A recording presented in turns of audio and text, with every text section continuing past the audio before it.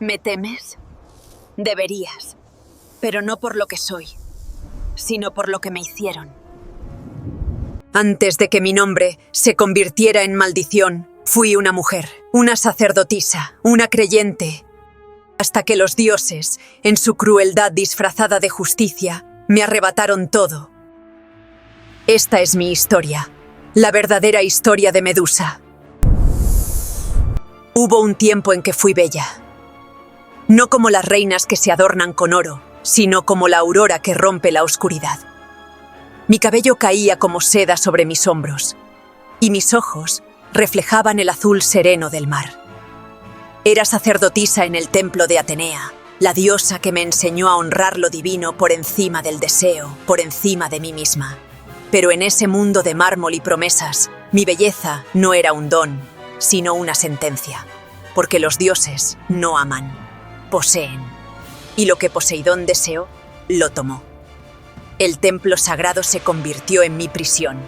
Los ecos de mis súplicas rebotaron en los muros fríos, y el mar rugió, no por mí, sino por el ego herido de una deidad.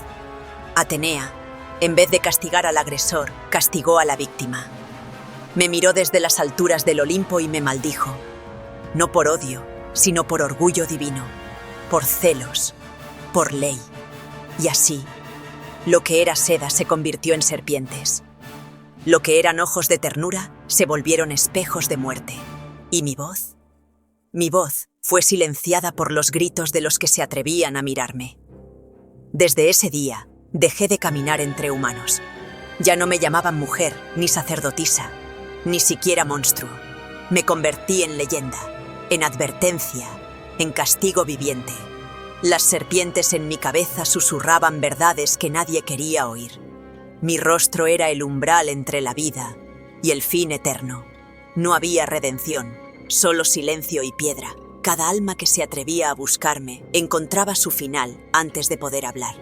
Algunos venían por gloria, otros por oro. Todos morían por orgullo. Yo no pedí esta forma. No deseé ser temida, pero aprendí a serlo. Vivía sola, exiliada en una isla olvidada, rodeada de estatuas que alguna vez fueron hombres. Mis hermanas, las gorgonas, me acompañaban en este reino de sombras, pero ni siquiera ellas podían ver en mí a la mujer que una vez fui. La isla no tenía nombre, porque ningún mortal volvía para contarlo. Solo el sonido del viento, las olas golpeando las rocas y mis pensamientos eran mi compañía. Pero incluso el olvido no me protegió del destino, porque hay quienes no temen a la muerte y hay dioses que disfrutan observar cómo los héroes caen. Perseo, hijo de Zeus, enviado no por justicia, sino por venganza. Atenea y Hermes lo armaron con todo lo necesario, el escudo como espejo, las sandalias aladas, la hoz de los dioses. Lo instruyeron, no para hablar conmigo, no para entenderme, sino para matarme. No era un castigo, era un espectáculo, una lección, una forma más de borrar mi historia y convertirla en mito. Lo vi venir, no lo miré directamente, lo sentí, como se siente una tormenta que se acerca sin remedio. El momento llegó como una brisa helada. No gritó, no dudó, solo se deslizó entre las sombras con su escudo reflejando mi rostro. Y cuando nuestros ojos se encontraron, aunque fuera a través del metal, yo no vi a un héroe, vi a otro instrumento, otro hombre, otra condena. No luché, no podía, porque ya estaba rota mucho antes de que su espada tocara mi cuello. Mi cuerpo cayó, pero mi historia apenas comenzaba. Perseo llevó mi cabeza como trofeo, mi sangre derramada dio nacimiento a criaturas inmortales, Pegaso, el caballo alado, y Crisaor, el guerrero dorado. Incluso muerta, mi poder seguía vivo, mi mirada aún convertía en piedra.